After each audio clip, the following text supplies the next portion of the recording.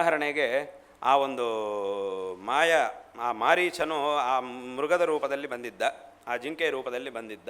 ಆಗ ಸೀತಾಮ್ಮನವರು ಇದು ನನಗೆ ಬೇಕು ಅಂತ ಹೇಳಿದರು. ಆಗ ಇದು ಮಾಯೆಯಲ್ಲಿ ಇದು ಮಾಯೆ ಅಷ್ಟೇ, ವಾಸ್ತವವಾದದ್ದಲ್ಲ, ಇದು ಸತ್ಯ ಅಲ್ಲ ಅನ್ನೋ ವಿಷಯ ರಾಮನಿಗೆ ಗೊತ್ತಿಲ್ವಾ? ರಾಮ ಭಗವಂತ ಅಂತಂದರೆ ಇದು ಗೊತ್ತಿರಬೇಕು ತಾನೆ. ಸರಿ ಆಯಿತು, ತರ್ತೀನಿ ಅಂತ ಅದರ ಹಿಂದೆ ಹೋದ. ಅದರ ಹಿಂದೆ ಹೋದಾಗ ತಕ್ಷಣ ಅದಕ್ಕಾಗಿ ರಾವಣ ಕಾಯ್ತಾ ಇದ್ದ. ಅವನು ಬಂದು ಅಮ್ಮನವರ ಅಪಹರಣೆ ಮಾಡ್ಕೊಂಡು ಹೋಗಿದ್ದ. ನಾನು ಇಲ್ಲಿಗೆ ಹೋಗಿಬಿಟ್ರೆ ರಾವಣ ಬರ್ತಾನೆ, ಸೀತಾಪಹರಣೆ ಮಾಡ್ಕೊಂಡು ಹೋಗ್ತಾನೆ ಅನ್ನೋ ವಿಷಯ ರಾಮನಿಗೆ ಗೊತ್ತಿಲ್ವಾ? ಗೊತ್ತಿಲ್ಲ ಅಂತಂದರೆ ಆಗ ರಾಮನ ಪರಮಾತ್ಮ ಅಂತ ಭಗವಂತನ ಅಂತ ನಾವು ಯಾಕೆ ಹೇಳಬೇಕು? ಹೇಗೆ ಹೇಳುವುದು ಹಾಗೆ? ಸರಿ, ಅದು ಆಗೋಯ್ತು, ಸೀತಾಪಹರಣೆ ಆಗೋಯ್ತು. ಮತ್ತು ರಾಮ ವಾಪಸ್ ಬಂದು ನೋಡೋ ಹೊತ್ತಿಗೆ ಸೀತೆ ಕಾಣಲಿಲ್ಲ. ರಾಮ ಲಕ್ಷ್ಮಣ ಇಬ್ಬರು ಬಂದು ನೋಡಿದಾಗ ಸೀತೆ ಕಾಣಲಿಲ್ಲ.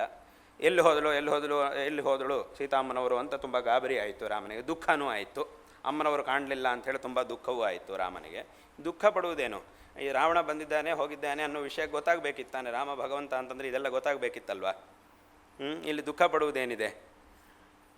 ಆಮೇಲೆ ಎಲ್ಲ ಕಡೆನೂ ಹೋಗಿ ಎಲ್ಲ ಕಡೆ ಹುಡುಕಿ ತುಂಬ ಹುಡುಕಿದ ಮೇಲೆ ಜಟಾಯು ಹೇಳ್ತಾನೆ ರಾಮನಿಗೆ, ಇಲ್ಲ ಈ ಥರ ರಾವಣ ಬಂದಿದ್ದ, ಅಮ್ಮನವ್ರನ್ನ ಅಪಹರಣೆ ಮಾಡ್ಕೊಂಡು ಹೋದ. ಜಟಾಯು ಹೇಳಿದ ಮೇಲೇ ತಿಳ್ಕೊಳ್ಬೇಕಾ ರಾಮ ಭಗವಂತ ಅಂತಂದರೆ ಜಟಾಯು ಹೇಳಿದ ಮೇಲೇ ರಾಮನಿಗೆ ಗೊತ್ತಾಗಬೇಕು ಅಂತಿದೆಯಾ? ಮೊದಲೇ ಭಗವಂತ ಅಂದರೆ ಸರ್ವಜ್ಞ, ಪರಮಾತ್ಮ ಅಂತಂದರೆ ಅವನು ಸರ್ವಜ್ಞನಾಗಿರಬೇಕು, ಎಲ್ಲವೂ ಗೊತ್ತಿರಬೇಕು. ಅದೊಂದಾಯಿತು. ಆಮೇಲೆ ಇನ್ನೊಂದೇನು, ಸರಿ ಈಗ ಲಂಕೆಗೆ ಹೋಗಬೇಕು ಅಂತಂದರೆ ರಾಮ ಏನು ಮಾಡಿದ?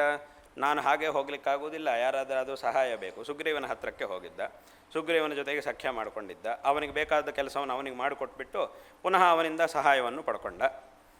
ನೀನು ವಾನರ ಸೈನ್ಯವನ್ನು ನನ್ನ ಜೊತೆಗೆ ಕಳಿಸಿದರೆ ಆಗ ನನ್ನ ಕೆಲಸ ಆಗುತ್ತೆ ಅಂತ ಸುಗ್ರೀವನ ಜೊತೆಗೆ ಮಾತಾಡಿ ಸುಗ್ರೀವನ ಸಹಾಯವನ್ನು ತಗೊಂಡಿದ್ದ. ಭಗವಂತ ಪರಮಾತ್ಮ ಭಗವಂತ ಒಬ್ಬನೇ ಅಲ್ಲಿಗೆ ಹೋಗಿ ರಾವಣನ ಸಂಹಾರ ಮಾಡಬೇಕಿತ್ತು, ಇಷ್ಟು ದೊಡ್ಡ ಸೈನ್ಯ. ಅದೆಲ್ಲ ಸರಿ, ಆ ಸೈನ್ಯವನ್ನೆಲ್ಲ ಕಳಿಸಿ ಆಂಜನೇಯ ಸ್ವಾಮಿನ ಕಳಿಸಿ ಸೀತೆ ಎಲ್ಲಿದ್ದಾಳೆ ಅನ್ನೋದನ್ನು ತಿಳ್ಕೊಂಡಾಯಿತು. ಇನ್ನೇನು ಮಾಡಬೇಕು? ಯುದ್ಧ ಮಾಡಬೇಕು ಅಂತಂದರೆ ಲಂಕೆಗೆ ಹೋಗಬೇಕು ಅಂತಂದರೆ ಸಮುದ್ರದ ಹತ್ರಕ್ಕೆ ಹೋದಾಗ ಅಯ್ಯೋ ನಮಗಿಲ್ಲಿ ದಾರಿ ಇಲ್ಲ, ಸೇತು ನಿರ್ಮಾಣ ಮಾಡಬೇಕು. ಸೇತು ಕಟ್ಟಿದರೆ ಮಾತ್ರ ಲಂಕೆಗೆ ಹೋಗ್ಲಿಕ್ಕಾಗುತ್ತೆ. ಈ ರಾವಣ ಸೇತು ಇಲ್ಲದೇ ಬಂದು ಹೋಗಿದ್ದಾನೆ. ರಾವಣ ಬರೋ ಹೊತ್ತಿಗೆ ಸೇತು ಇತ್ತಾ? ರಾವಣ ಬಂದಾಗ ಸೇತು ಇರಲಿಲ್ಲ. ಸೇತು ಇಲ್ಲದೆ ಹಾಗೆ ಆಕಾಶ ಮಾರ್ಗದಲ್ಲಿ ಬಂದು ಹೋಗಿದ್ದ. ಒಬ್ಬ ರಾವಣನೇ ಆಕಾಶ ಮಾರ್ಗದಲ್ಲಿ ಬಂದು ಹೋದ ಮೇಲೆ ರಾಮ ಭಗವಂತ ತಾನೆ, ರಾವಣ ರಾಕ್ಷಸ. ಒಬ್ಬ ರಾಕ್ಷಸ ಸೇತುವಿನ ಅಗತ್ಯವೇ ಇಲ್ಲದೆ ಆಕಾಶ ಮಾರ್ಗದಲ್ಲಿ ಬಂದು ಹೋದ. ರಾಮ ಅಂದರೆ ಪರಮಾತ್ಮ ಭಗವಂತ. ಆ ಭಗವಂತನಿಗೆ ಸೇತು ಯಾಕೆ ಬೇಕಿತ್ತು? ಅಷ್ಟು ದೊಡ್ಡ ಸೇತುವನ್ನೆಲ್ಲ ಯಾಕೆ ಕಟ್ಟಬೇಕಾಯಿತು? ಇಷ್ಟೆಲ್ಲ ವಾನರ ಸೈನ್ಯವನ್ನು ಇಟ್ಕೊಂಡು ಇಷ್ಟೆಲ್ಲ ಯಾಕೆ ಮಾಡಬೇಕಾಯಿತು? ಅಷ್ಟರ ಮಧ್ಯದಲ್ಲಿ ಸರಿ ಯುದ್ಧದಲ್ಲೂ ಮತ್ತು ಲಕ್ಷ್ಮಣನಿಗೆ ತುಂಬ ಇದಾಗಿ ಗಾಯಗಳು ಅದೆಲ್ಲ ಆದಾಗ ರಾಮ ದುಃಖಪಟ್ಟಿದ್ದು, ಅಯ್ಯೋ ನನ್ನ ತಮ್ಮನಿಗೆ ತೊಂದರೆ ಆಯಿತು ಅಂಥೇಳಿ ದುಃಖಪಟ್ಟಿದ್ದು. ಇದೆಲ್ಲ ನೋಡಿದರೆ ಕೆಲವೊಂದೆಲ್ಲ ರಾಮಾಯಣದಲ್ಲಿರ್ತಕ್ಕಂಥ ಆ ಘಟನೆಗಳನ್ನು ಇದನ್ನೆಲ್ಲ ನೋಡಿದರೆ ಇದೆಲ್ಲವುದು ಒಂದು ಹಂತ.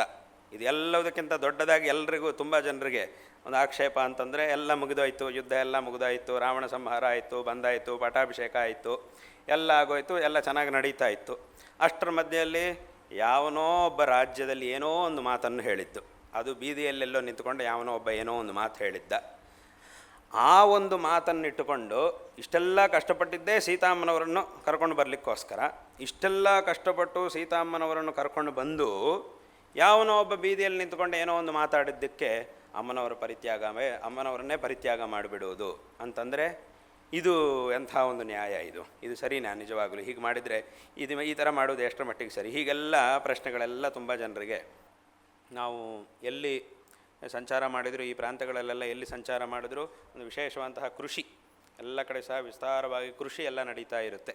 ಆ ಕೃಷಿ ಭೂಮಿಗಳನ್ನು ನೋಡಿದರೆ, ಆ ಬೇರೆ ಬೇರೆ ರೀತಿಯಂತಹ ಕೃಷಿಗಳು, ಆ ಕೃಷಿ ಭೂಮಿಗಳನ್ನೆಲ್ಲ ನೋಡಿದರೆ ಮನಸ್ಸಿಗೆ ತುಂಬ ಸಂತೋಷ ಆಗುತ್ತೆ. ಆ ಹಸಿರಾದಂತಹ ಆ ಒಂದು ವಾತಾವರಣವನ್ನು ನೋಡಿದರೆ ಮನಸ್ಸಿಗೆ ತುಂಬ ಸಂತೋಷವಾಗುತ್ತೆ. ನಮ್ಮ ಇಂತಹ ಪ್ರದೇಶಗಳು ಅಂತಂದರೆ ನಮ್ಮ ಮನಸ್ಸಿಗೆ ತುಂಬ ಸಂತೋಷ. ನನಗೆ ತುಂಬ ಇಷ್ಟವಾದಂತಹ ಪ್ರದೇಶಗಳು ಈ ರೀತಿಯಂತಹ ಪ್ರದೇಶಗಳು.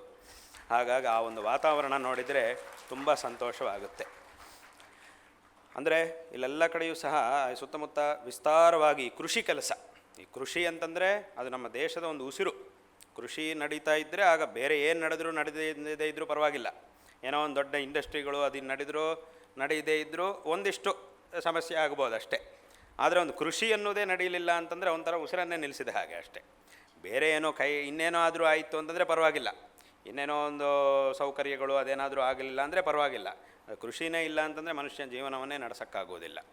ಅಂತಹ ಒಂದು ಕೃಷಿ ಕೆಲಸ ನಮ್ಮ ಭಾರತದಲ್ಲಿ ಒಂದೊಂದು ರಾಜ್ಯದಲ್ಲೂ ಮತ್ತು ಒಂದೊಂದು ರಾಜ್ಯದ ಒಂದೊಂದು ಭಾಗದಲ್ಲೂ ಸಹ ಬೇರೆ ಬೇರೆ ರೀತಿಯಂತಹ ಕೃಷಿ ಉತ್ಪನ್ನಗಳನ್ನು ಎಲ್ಲ ಕಡೆಯೂ ಸಹ ನಾವು ನೋಡ್ತಾ ಇರ್ತೀವಿ. ಅತ್ಯಂತ ವಿಸ್ತಾರವಾಗಿ ಈ ಒಂದು ಕಾರ್ಯವು, ಪ್ರಧಾನವಾಗಿ ಈ ಒಂದು ಕಾರ್ಯವು ನಡೀತಾ ಇದೆ.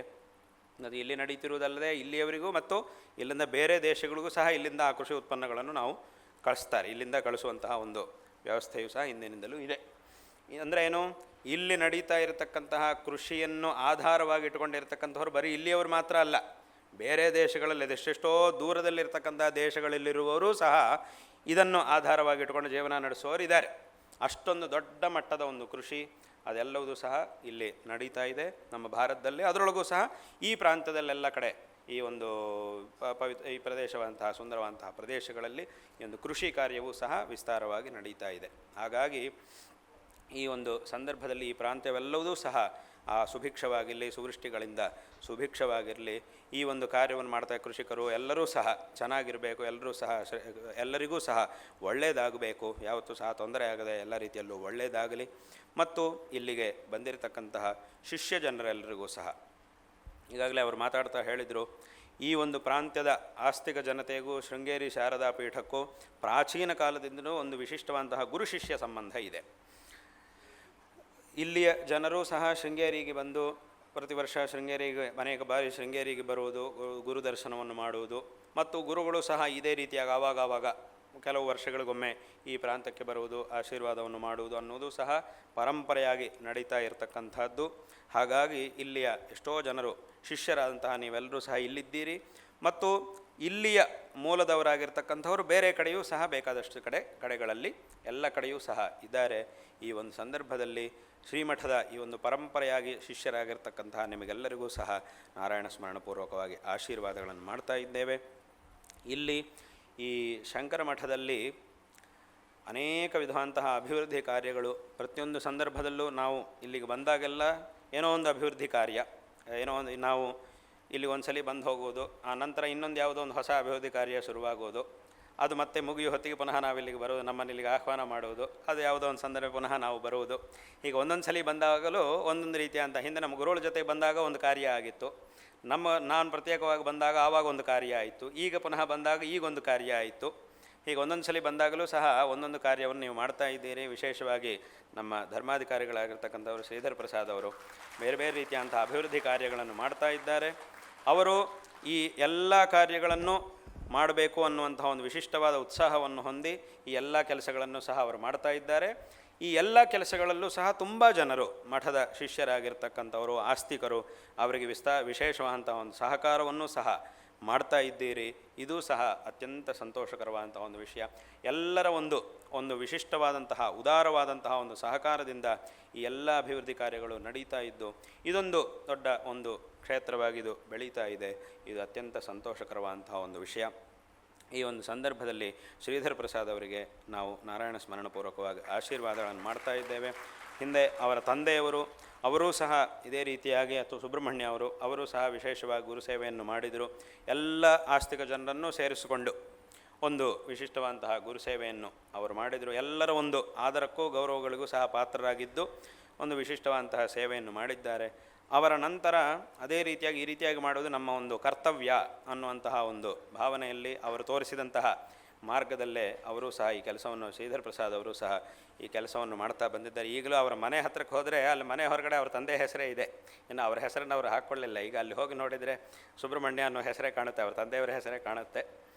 ಹಾಗೆ ಅಂದರೆ ಅವರು ಸೇವೆ ಮಾಡಿದರು. ಅವರ ನಂತರ ಇವರು ಸಹ ಆ ರೀತಿಯಾಗಿ ಸೇವೆಯನ್ನು ಮಾಡ್ತಾ ಇದ್ದಾರೆ.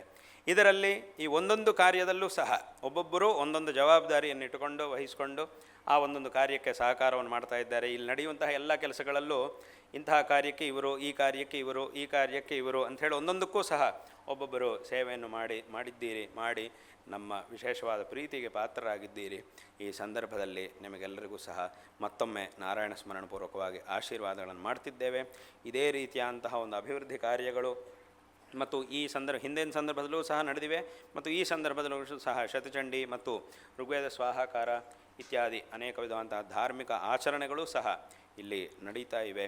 ಇದು ಅತ್ಯಂತ ಸಂತೋಷಕರವಾದಂತಹ ಒಂದು ವಿಷಯ. ಈ ರೀತಿಯಾದಂತಹ ಒಂದು ಧಾರ್ಮಿಕ ವಾತಾವರಣ ಇಲ್ಲಿ ನಿರಂತರ ಇದೇ ರೀತಿಯಾಗಿರಬೇಕು. ಹಾಗೂ ಎಲ್ಲರಲ್ಲೂ ಸಹ ಇದೇ ರೀತಿಯಾದಂತಹ ಭಗವದ್ಭಕ್ತಿ, ಗುರುಭಕ್ತಿ, ಧರ್ಮನಿಷ್ಠೆ ಇದೆಲ್ಲವೂ ಸಹ ಇದೇ ರೀತಿಯಾಗಿದ್ದು ಎಲ್ಲ ವಿಧವಂತಹ ಶ್ರೇಯಸ್ಸುಗಳು ಲಭಿಸಲಿ ಎಂಬುದಾಗಿ ಆಶೀರ್ವಾದಗಳನ್ನು ಮಾಡ್ತಿದ್ದೇವೆ. ಹಿಂದಿನ ಸಲ ಅಥವಾ ಅದರ ಹಿಂದಿನ ಸಲ ಬಂದಾಗ ನಾವು ಇಲ್ಲಿ ಒಂದು ದಿವಸ ವಾಸ್ತವ್ಯ ಮಾಡಿ ಇಲ್ಲಿಂದ ಮುಂದಕ್ಕೆ ಹೋಗಿದ್ವಿ.